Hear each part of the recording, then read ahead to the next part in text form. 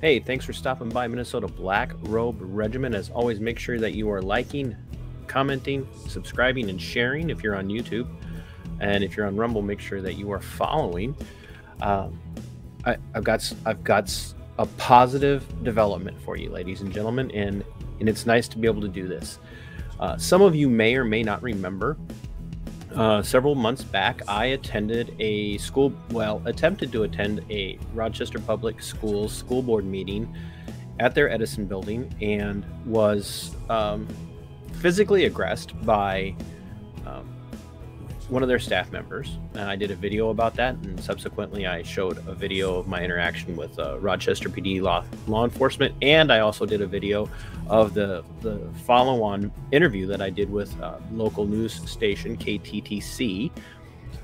And then I published my letter to the Rochester School Board and to the Rochester School Superintendent, Kent Pekel. A few weeks ago, I received an email from Dr. Pekel, Kent, and he apologized for not getting back to me because he said, and I believe him, that the email went into basically a spam folder. And he was very gracious, very apologetic, and we arranged to meet. Kind of picked a neutral territory, so to speak. And we met today at St. James Coffee in Rochester, Minnesota. If you are in the Rochester area and you want to go and support a very nice locally owned business, go support St. James. It is somehow it's affiliated with the local diocese of the Roman Catholic Church. I'm not Roman Catholic, but I don't mind supporting a business that at least has some values that I share. Well, today, Kent, and that today would be February 2nd of 2022. And so it was Wednesday. Today, Kent and I met at 11, and we met for approximately an hour, actually. And we had a really good conversation. And in that conversation, we covered my interest in being involved in the meeting, why I was there that day. We covered the physical incident between myself and one of their administrators. I told him I was incredibly hard in the aftermath. I was incredibly hard on this administrator. I believe that he mishandled the situation, that he needlessly escalated what could have been handled through conversation by putting his hands on me in a way that I felt was assaultive. And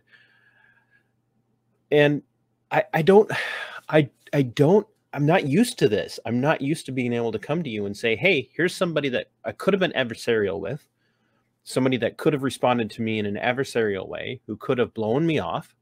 Because let's be honest, there are people, elected servants and appointed servants, public servants in the Rochester area, namely someone like Kim Norton, who is very quick to dismiss anybody who disagrees with her, anybody who doesn't toe the accepted party line, so to speak, and she will blow them off.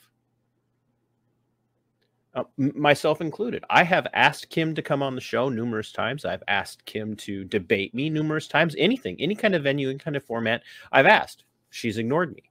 I've asked numerous times. Others in the Rochester area, I don't need to name them, but others in the Rochester area have asked for meetings with Kim, and she's ignored them. They've emailed her. They've made phone calls. She's ignored them. Yet, not too long ago, Kim offered to meet another person for coffee to share all of the horrible things that are being said about her via email and messaging with that person. And she did that publicly, while at the same time ignoring others. So I was pleasantly surprised that Kent responded to me the way that he did, and that he was willing to meet, and that he was willing to listen. And to his credit, he said to me today, to be honest with you, TC, I'm peripherally aware of the incident that day and what took place. And I haven't even talked to the other individual that much in depth about the situation, but I'm going to talk to him now. And I said, I would gladly sit down and meet with this individual. have a conversation with him, buy him a cup of coffee and say, hey, let's talk about what happened, why it happened, and what you could have done differently in that moment to not escalate the situation. And I'll link the video in the description of this video. I will link the videos I referred to. I will link them here so that you can see who the aggressor was and who wasn't. But I'm also going to give that individual an opportunity to have a conversation with Kent and to maybe reach out, sit down for a cup of coffee. See, this is how we do things, people, especially those of us on the conservative constitutionalist side. We should be striving to have a civil conversation, even with those that we're adamantly opposed to, philosophically, culturally, sociologically. We should be striving to have those conversations. We should be striving to have that talk. And we should be striving not just to be heard and to vent, but to make sure that we're understood. And so here's what I'm going to tell you. Now, Kent could have come into this meeting, and I said this to him. He could have come into that meeting completely full of talking points with, I'm going to hit these points. I'm going to hit 1, 2, 3, 4, 5, 6, 7. I'm going to make sure I get these points out. I'm going to tell him I'm listening.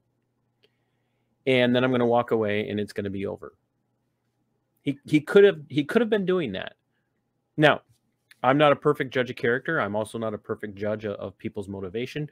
But what I will tell you is that I walked away from this meeting today with the sense that he is genuinely interested in listening to the Rochester School District taxpayers, not just parents with kids in the school district, not just grandparents with kids in the school district, but people invested in the school district through their taxes. And here's what I shared with him. I said, Kent, Dr. Pekel, what you need to do is you need to understand that there's a group of people feeling marginalized. There's a group of people feeling cut off and isolated from the First Amendment liberty to a redress of grievances because they won't bow to what the school board has decided they must do to be heard. And what he shared with me was the night of my altercation there at the school was the first night that had been decided we will enforce this strictly. So both sides walked into that meeting very prepared for conflict. Now, I didn't walk into it expecting that kind of conflict, but both sides walked into it prepared for conflict, extremely prepared for conflict.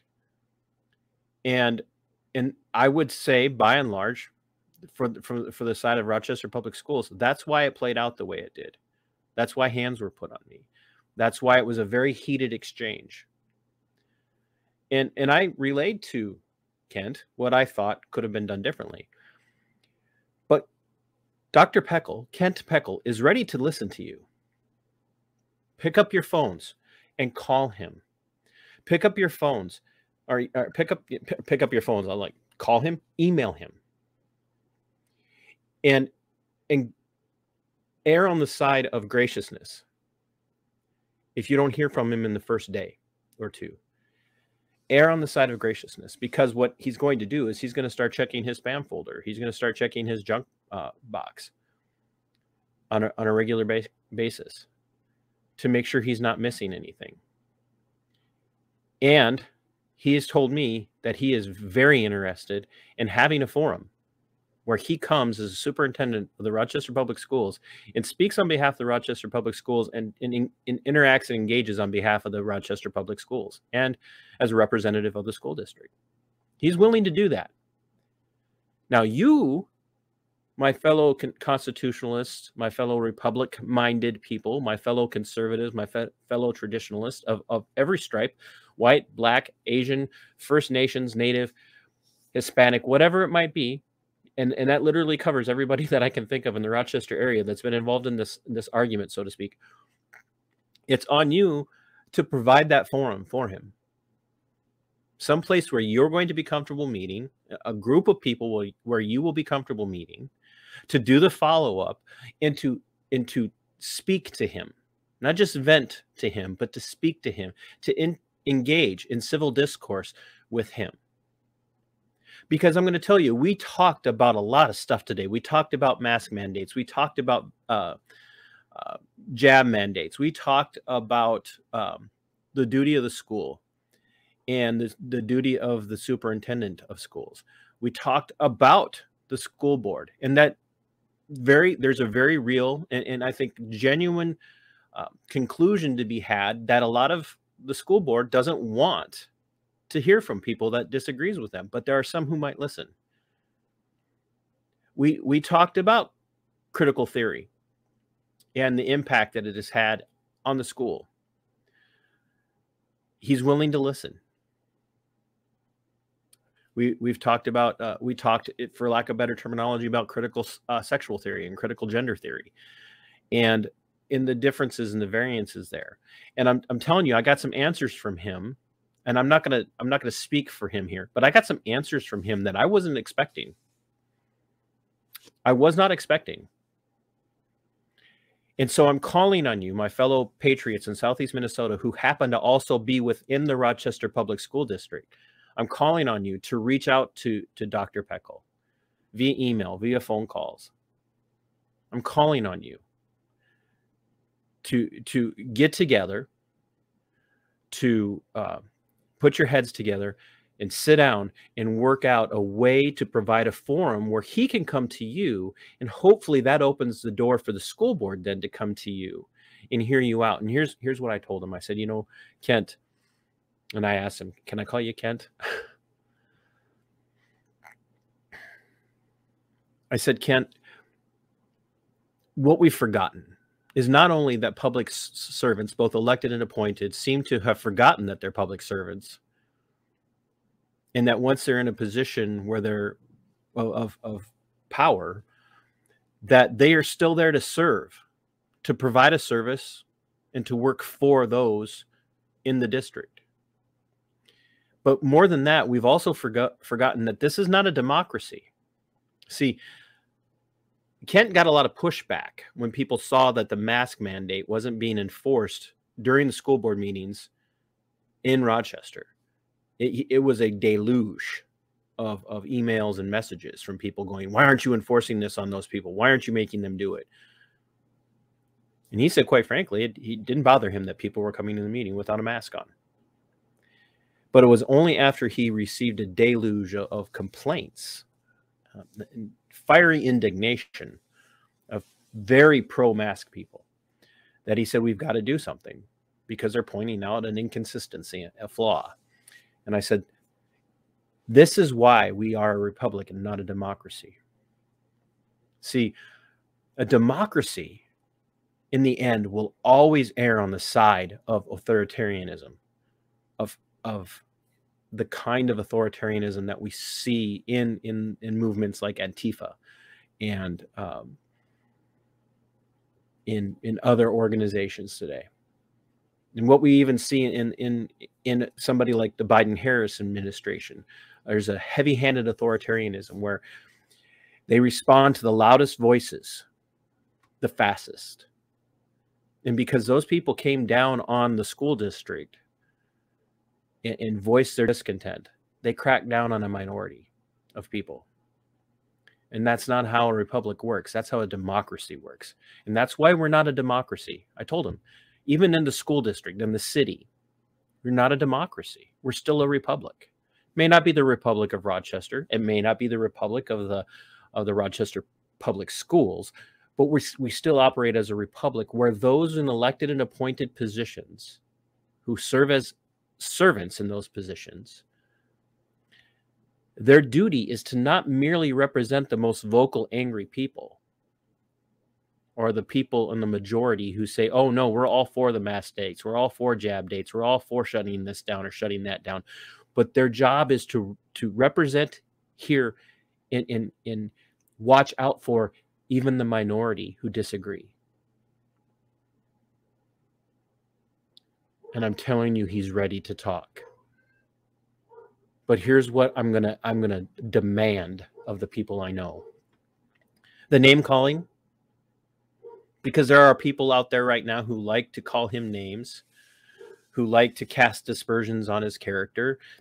I don't know. Maybe he deserves it. Maybe there are things people know about him that I don't know. But what I met today was a genuine individual who came out of a busy day during his workday, took time out of his workday to meet me and have coffee with me and talk and to find out where I'm coming from and why. That is a public servant. At the end of the day, did we walk away in agreement on everything? No, we weren't there to convince one another. But I believe I'll hear from him again. And I believe he'll listen to me. And if he'll listen to me, he'll listen to you. Because, and this is one place where I'll quote him, he wants you to understand that whether or not you have a child specifically in the school district, he believes that you have every right and a duty to be involved in what's going on in the Rochester Public Schools. And that the Rochester Public Schools have a duty to represent you and to hear you out and to weigh your thoughts.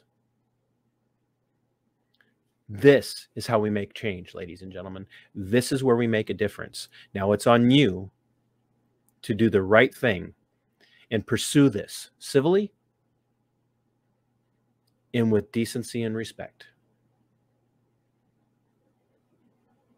And if I can facilitate in that somehow, you let me know and I will.